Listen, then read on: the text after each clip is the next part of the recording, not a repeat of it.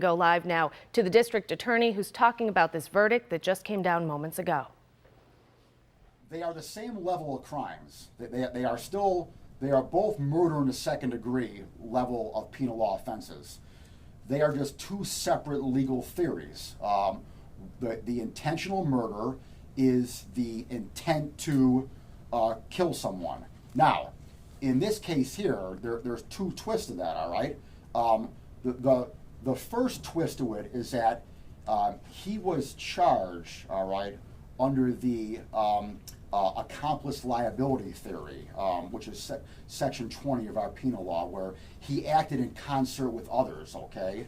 The second twist is that it was a transferred intent. No one's claiming he meant to kill the little boy or the grandmother, okay? You know, the intent was to shoot at and kill someone else, and they just happen to get hit in the crossfire.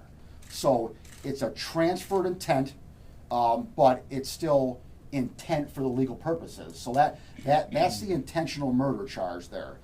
The depraved indifference is basically, in layman's terms, a complete disregard for human life. So if someone, in this case here, shoots into a crowd of people, all right, you just have a complete disregard for human life. You have a depraved indifference to human life. And that was that legal theory there. Now, the judge didn't even need to address that legal theory once he concluded that they were guilty of the intentional murder. So the intentional murder was the first count. The first two counts was two dead bodies. So once he found guilt on the intentional murder, there was no reason to even go to the depraved indifference.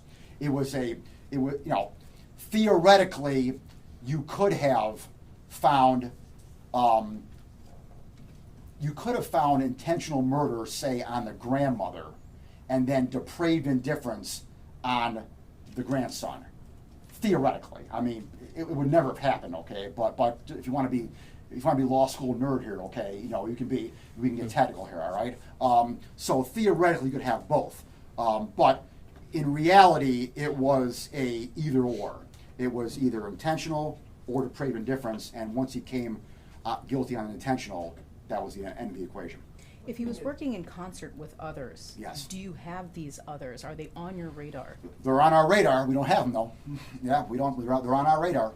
But you know, as of right now, we do not have the evidence to charge anyone else, and we're still working though.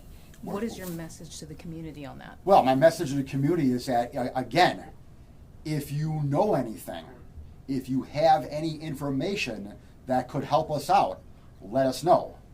My message to the community is that in this case right here, I had two brave individuals who said enough is enough. We all talk about this no snitch mentality that's out there, all right? But in this case right here, there was also a mentality of enough is enough. And in this case right here, we had individuals who said enough is enough, more so than I'm not going to snitch. And so hopefully hopefully that permeates throughout the entire community here. Hopefully that permeates in every case I have going forward. Is it going to? Probably not, all right? But I'm hopeful. I'm hopeful that this sends a message that individuals can come forward and know that they are going to be standing up for enough is enough. Have any of your prosecutors at this point had any conversations with Kenyatta Austin himself about possibly outing others in this process? I can't comment on that at this time. What can you say about the East Ferry indictment against Kenyatta? If you want to continue watching the press conference with the district Yes, attorney, we're going to be streaming it for you on WGRZ. And to recap the breaking news this midday, the verdict has come down in the murder trial of Kenyatta Austin. The 27-year-old has been found guilty on 5 of the 8 counts he was facing in connection with the shooting deaths of a grandmother and her grandson on Grape Street in 2018. A judge found Austin guilty of both murder and both assault charges. He was also found guilty of weapons possession. The judge found Austin not guilty of 3 of the other charges he was facing. It was more than a year and a half ago. It was July 2nd, 2018, when shots were fired in the early morning hours outside a home on Grape Street. 4 people were hit, 2 died, Yvette Johnson and her 17-month-old grandchild, Kyrie. Austin waived his right to a jury trial, meaning his fate was in the hands of Erie County Court Judge Kenneth Case.